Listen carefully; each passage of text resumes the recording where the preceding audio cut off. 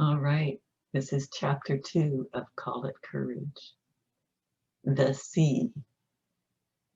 Day broke over a gray and dismal world. The canoe lifted and fell idly on the glassy swells.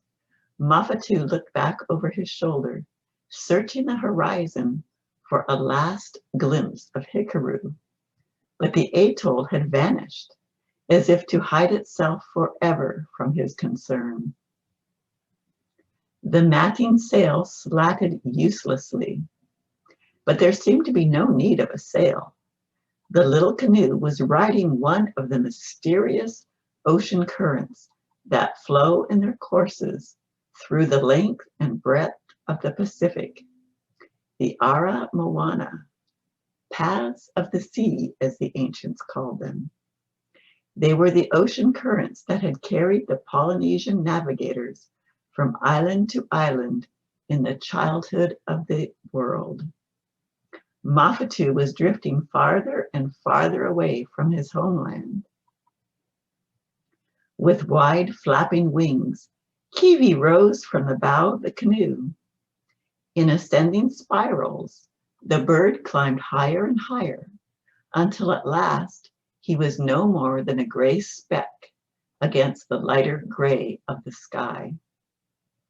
Mafatu watched his albatross disappear and felt a desolation flood his heart.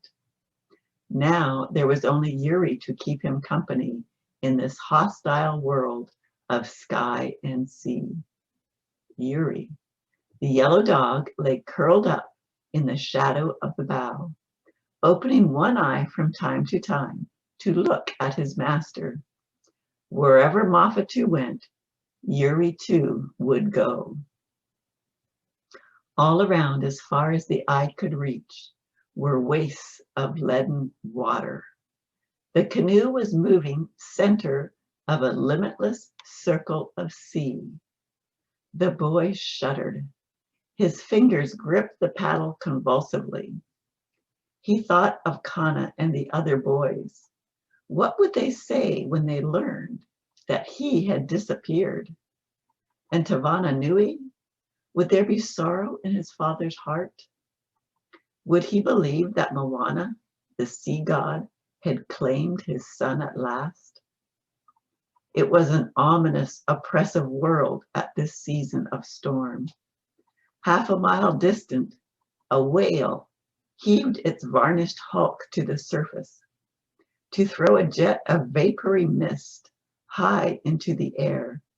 Then it submerged, leaving scarcely a ripple to mark its passage.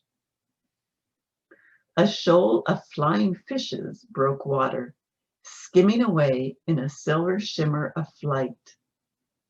A dolphin sped after them, smooth rolling in pursuit, so close that the boy could hear the sound of its breathing. This world of the sea was ruled by nature's harsh law of survival. Mafatu knew the sea with an intimacy given to few. He had seen flights of giant mantas whipping the lagoon of Hikaru to a boiling fury. He had seen the mighty cachalot, that's a type of big sperm whale, set upon by killer whales and torn to ribbons almost in the blink of an eye. Once he had seen an octopus as large as the trunk of a tamanu, with tentacles 30 feet long, rise from the mile-deep water beyond the barrier reef. Ah, this sea. Mafatu opened one of the green drinking nuts and tilted back his head to let the cool liquid trickle down his parched throat, more refreshing than spring water, cool on the hottest days, and as sustaining as food. The boy scooped out the gelatinous meat for Yuri, and the dog ate it gratefully.